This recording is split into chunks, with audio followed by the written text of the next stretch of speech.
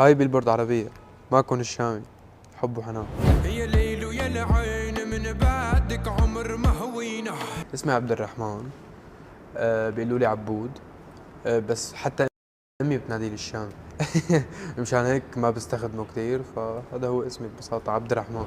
يرفي الدربي قلبي قلبي بلاك بلا دائما بيفرحني الشيء الاستثنائي، وبرأيي هذا الموضوع استثنائي بحالتي السريعة.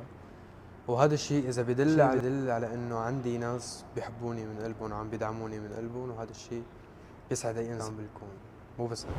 هتخسرك المياه اللي بجبل العراق بين الجنة والنار. لا اليوم بدنا نعرف خلص.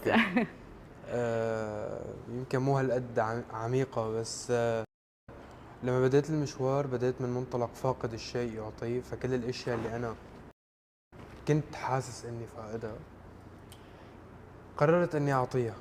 هيك ببلاش، من مشاعر، من حب وحنان.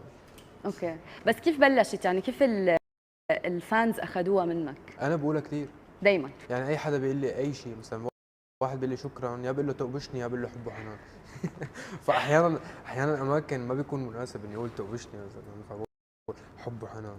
فخلص صارت هي البصمه تبع الشامي، حب وحنان. وكيف طلعت بالضبط ما بعرف، بس هي فكره الحب والحنان مربوطه من كثير زمان براسي، فصرت اقولها مثل انه عم بعطيه حب وحنان لهذا الانسان شفويا. وصلنا انا لبيت بماضي امرك فيك على الفاضي. كيف بدت تراكم مشاعر، فراغ بالوقت نوعا ما. ومن انا وصغير كثير بحب الموسيقى، كثير بسمع موسيقى، وكثير منفتح موسيقيا، بسمع اي شيء. يعني بسمع شعبي، بعدين بروح بشغل تراك لبيلي ايليش، ما عندي اي مشكله. أه و ف بهذا الفراغ اللي صابني بهداك الوقت قررت اني اشتري مايك وبلش. وكيف قدرت اني اكتب ولحن وهندس صوت، ما بعرف، بعتقد من كتر تجمع الاشياء يلي عايشتها بحياتي، او يلي سمعتها بحياتي، لحد ما وصلت لمرحله اني عم شكل افكار خاصه وموسيقى خاصه فيني بس، وهويه لإلي. وانخلقت فكره الشام ومشروع الشام. شو بتحكي عني ما بعد العادي عادي، تحطني جنبين وانا اللي ديب بوادي. الفترة لا، بس توقعت اني اوصل. كان دايما عندي ايمان انه انا بيوم من الايام حكون. وحتلاقي في بعض الاغاني اللي حتطلع بالمستقبل من 4 و5 سنين عم اقول الاشياء اللي انا هلا عايشها. كنت من 5 سنين عم اقول اني انا حعيشها، وبعد 5 سنين انا عشتها. دايما كان عندي هذا الايمان انه انا حصير. يا الليل ويا العين من بعدك عمر ما هوينا. عمر يا العين. يا ليل ويا العين هي كانت خطة، ما كانت غنية عشوائية طلعت. كنا بدنا نستهدف العمر الأكبر، و... وإذا بدنا نستهدف العمر الأكبر ما فيني استهدفه بأغنية مثل بفديكي ديب هاوس، وعملني بهديك الطريقة الأوروبية أكثر أو الغربية أكثر. فقررت إنه أنا ماشي بأول اللحن بالطريقة اللي برا، بعدين بدي أعمل شيء دبكة، لأنه هذا الشيء جزء من تراثنا وجزء من ثقافتنا لصيب هذا العمر. يا ليل يا عين كثير كنت أنا وعم بكتبها وأنا وعم لحنها عم ركز على إنه تكون كاتشي، إنه تكون تعلق بالراس بدون ما يحس الإنسان. كثير صارت مع ناس إنه هن ما بيسمعوني وما بيحبوا موسيقتي، بس يا ليل يا عين علقت براسهم بشكل هن ما بدهم إياه. فهي كانت لعبة موسيقية وخطة مدروسة لحد ما إنه أعمل تراك بيعلق بالراس ويقدر يصيب. أمي مثلا قدرت تسمع هذا التراك، بس صعب تسمع بفديكي. وتفهمت حالة الوطن العربي، عنا تأخر بالموسيقى، فنحن مضطرين إنه نكون عم نمشي معهم حبة حبة، عم نفوت لهم الموسيقى تبعنا والمود تبعنا حبة حبة. ومشي حال بيا ليل ويا العين. بس نحن وصلنا للي بدنا اياه، بس ضل نثبت. فالمشروع لسه قائم، ما بعتبر حالي نجحت 100% بخطتي، بس ايه اخذنا اول خطوه، والخطوه كانت كبيره. وكان لي مجتمعي الخاص اللي هو اللي بيسمعوا سميتك سمو بفديكي وتشيل وليلى. يا لولو يا العين هي الغنيه اللي طلعت للعلن بعتبر. انا كان في عندي اغاني 50 و60 مليون مو اغاني ارقام عاديه، بس ليش يا ليلو يا العين اللي عملت هالحاله؟ لانه طلعت لجمهور جديد. شوفي نجمك ماما، شوفي كان الجو. رح كون متوازن اكثر لانه ما بدي افقد مزايا مجتمعي يلي بيحسوا بالانتماء لموسيقى الشامي وثقافه الشامي.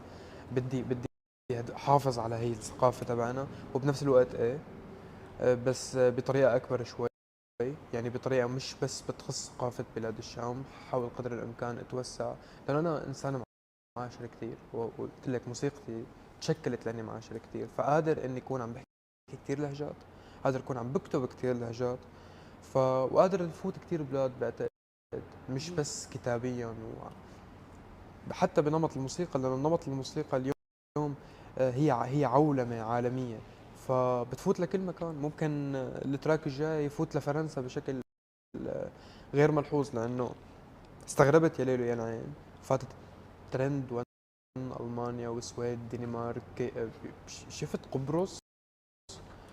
شغلات كثير وصلت للعالم خلص. شغلات كثير كانت غريبه. فاذا كاركتري وموسيقتي قابله انه تكون عالميه، فعم بشتغل على هذا الموضوع. اللي بيت بماضي عمارك فيك عالفاضي. اوكي، مش كثير نرجع لموضوع الاستثنائية. حالتي شوي استثنائية، وحالة السوريين شوي استثنائية، وحالة البقعة الجغرافية اللي احنا عايشين فيها كلها استثنائية اساسا. يعني هلا فيك تقولي لي عن عائلة من المكان اللي انا طلعت فيه متجمع بمكان واحد؟ مستحيل.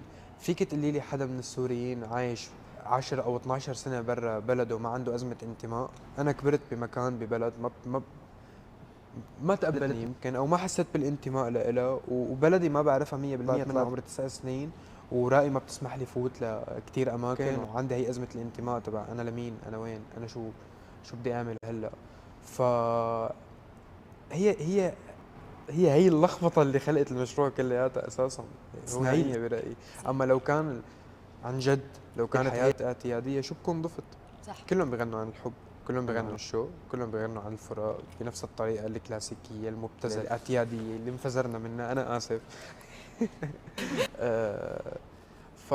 فصار بدها شوية لمسة حقيقية باللهجة الجديدة. الجيل الجديد صار عنده اللهجة الجديدة، حتى المزح تبعهم صار جديد. لما نلاقي حدا فنان عمره ما بعرف بغض النظر، بس انه ما اوكي اكيد بيعمل موسيقى كتير حلوة، بس ما حيكون عم يستهدف 100% هذا الجيل، انه صار عنده طريقه جديده بالتعبير، لهجه جديده بالتعامل مع بعضه. نحن بنفهم على بعض. اللي عمره 20 سنه و25 سنه انا فهمان شو عم يحكي، شو عم يحكي، وهو فهمان انا شو عم غني. في علاقه وطيده بجيلنا صارت تشكلت. يمكن مو انا اللي عشت، يعني يمكن لانه خلقت ببيئه حزينه. يمكن انا ما اكون حزين 100% هالقد، بس خلقت ببيئه حزينه، خلقت ب ب ب عم نطلع لبلد عم نظبط فيها اوراقنا، اجى زلزال مضطرين ننقل لمكان ثاني. هي الحياه اللي انا دائما كنت عم اعيشها، وانا مالي حاس فيها 100%. انتبه انا كنت صغير، بس كنت احس بابي قديش. فهمتي؟ هي المشاعر اللي بتغبيها من الناس اللي حواليك، فتتغلغل فيكي، وبنفس الوقت ما فيك تعبري عنها لانه هي مو وجعك 100%. فبتلاقي لها صيغه ثانيه، بتصيغيها بطريقه ثانيه بتطلعيها بالموسيقى. وهذا الشيء اللي صار حرفيا. يعني احيانا بكون عم بحكي عن شيء مو 100% لي، مثل غنية ما مليت قد ما هالوجع هالكتاف. انه احيانا بكون عم بقصد ابي مثلا، التجربه اللي عاشها شخص عاش كل حياته عم بيأسس ببلد ومضطر يأسس ببلد ثاني، بغض النظر عن التفاصيل.